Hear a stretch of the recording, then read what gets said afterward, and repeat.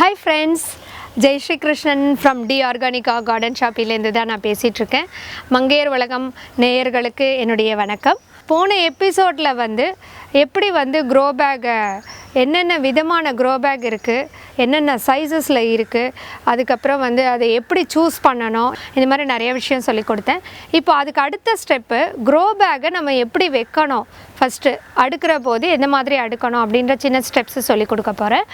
இப்போ பாத்தீங்கன்னா இங்க grow bag நிறைய சைஸஸ்ல இருக்கு, நிறைய bags இருக்கு. இதுக்கு எப்படி ஃபர்ஸ்ட் பேசிக்கா எப்படி நாம அமைக்கணும் அப்படின்றது பார்க்கலாம். இப்போ சோ இங்க கலெக்ஷன்ஸ் ஜாஸ்தி இருக்கிறதுனால நாங்க ஒரு ஸ்டெப்ஸ் மாதிரி அரேஞ்ச்மென்ட்ஸ் பண்ணியிருக்கோம். இங்க அந்த மாதிரி பண்ணிட்டு நிறைய பக்கத்துல grow bags வச்சிருக்கோம்.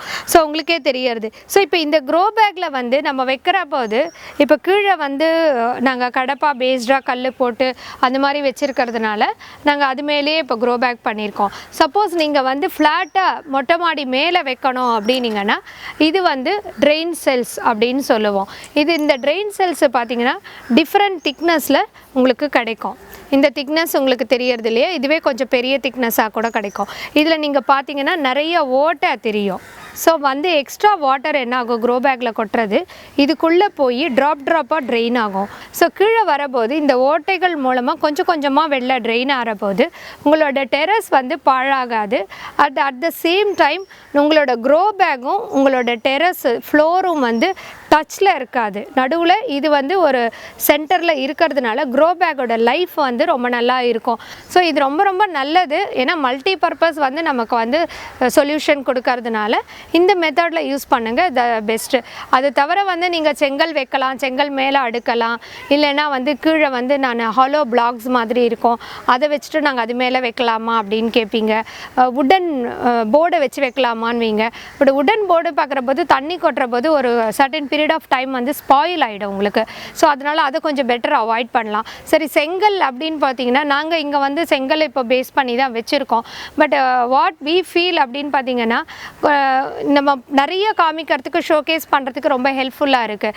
பட் செங்கலும் பார்த்தீங்கன்னா வெயிட் உங்களுக்கு ஜாஸ்தி ஆகும். அண்ட் இதுவும் தண்ணி பட ஒரு 3 வருஷத்தில் செங்கல் அங்கங்கே ஒரு செங்கல் 2 செங்கல் நமக்கு உடையறதுக்கான பாசிபிலிட்டிஸும் இருக்குது.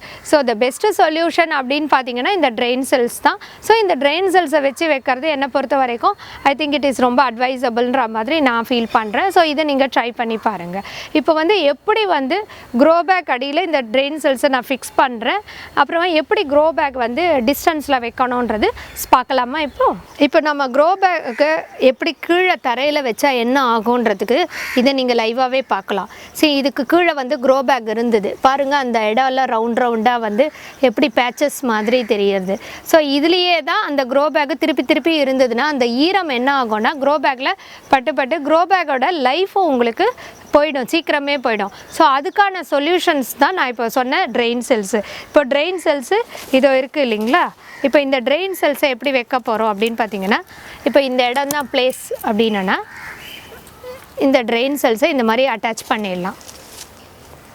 அட்டாச் பண்ணிவிட்டு இது மேலே தான் இப்போ நம்ம grow bagஐ செட் பண்ண போகிறோம். உங்களுக்கு இதுலேயே தெரிஞ்சிருக்கும், இப்போ இதுக்கும் இந்த தரைக்கும் பேகுக்கும் நடுவில் இவ்வளோ கேப் இருக்குது. ப்ளஸ் இந்த ஹோல்ஸ்லாம் இருக்கிறதுனால நமக்கு பேக்கோட லைஃப் நல்லாயிருக்கும்.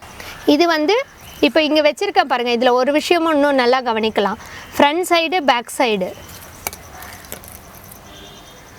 ஒரே மாதிரி இருக்குங்களா. இது பார்த்திங்கன்னா பேக்கு டிசைன்ஸ் வச்சு நீங்கள் ஈஸியாக ஐடென்டிஃபை பண்ணிக்கலாம். ஸோ இங்கே இதுவும் நீங்கள் இப்படி போட்டு அட்டாச்சும் பண்ணிக்க முடியும். அட்டாச் பண்ணிட்டிங்கன்னா அப்படியே டைட்டாக ஃபிக்ஸாக நிற்கும், ஃபிக்ஸட் ஆகிடும். ஸோ நமக்கு என்ன ஆனாலும் அது நவராது.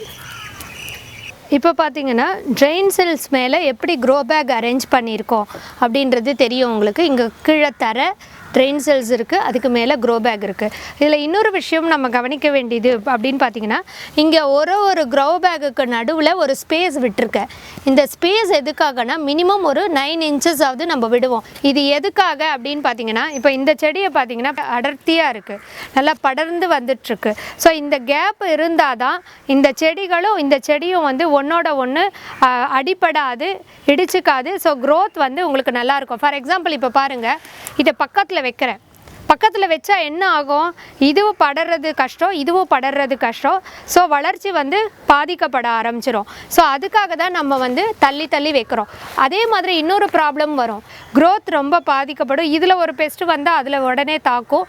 அந்த மாதிரி ப்ராப்ளம் வர்றதுனால தான் நம்ம இங்கே ஒரு 9 inches தள்ளி அரேஞ்ச்மெண்ட்ஸை பண்ணிக்கணும். ஸோ இப்படி பண்ணிட்டா வந்து நிறைய ஏரேஷன் கிடைக்கும், க்ரோத்துக்கான பாசிபிலிட்டிஸ் நிறையா இருக்கும். ஸோ இந்த மாதிரி தான் க்ரோ பேக்கை அரேஞ்ச் பண்ணணும். ஸோ நான் இந்த செக்மெண்ட்டில் வந்து க்ரோ பேக்கு எப்படி அரேஞ்ச் பண்ணணும், அதை வந்து எதுக்கு மேலே வச்சா அது வந்து லைஃப் நல்லா இருக்கும் அப்படின்றதெல்லாம் வந்து உங்களுக்கு சொல்லிக் கொடுத்து இது ரொம்ப பயனுள்ளதாக இருக்கும்னு நம்புகிறேன்.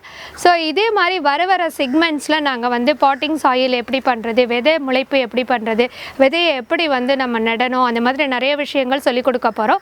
ஸோ இந்த மாதிரி எங்களோட மங்கையர் உலகம் சேனலை நீங்கள் கண்டினியூஸாக பார்க்குற போது இயற்கையான காய்கறிகளை நம்ம எளிமையான முறையில் நம்ம இடத்துல நம்ம வீட்டில் எப்படி அமைக்கலான்றதுக்கான வழிமுறைகள் நிறைய சொல்லிக் கொடுக்க போகிறோம். இதை பற்றி விவரங்கள் தெரியணும் அப்படின்னா இந்த கமெண்ட் பாக்ஸில் நீங்கள் உங்களோட கொஸ்டின்ஸை நீங்கள் ரைஸ் பண்ணலாம். டெஃபினட்டாக நாங்கள் அதுக்கு ஆன்சர் பண்ணுறோம். இல்லை அதை தவிர உங்களுக்கு நிறைய டவுட்ஸ் இருக்குது, நானும் இந்த மாதிரி செட்டப் பண்ணணும், எப்படி அணுகிறது அப்படின்னுங்கன்னா இது கீழே கொடுத்துருக்கிற நம்பரை நீங்கள் தொடர்பு கொள்ளலாம். நாங்கள் வந்து கட்டாயம் உங்களுக்கு ஹெல்ப் பண்ணுறதுக்கு ரெடியாக இருக்கோம்.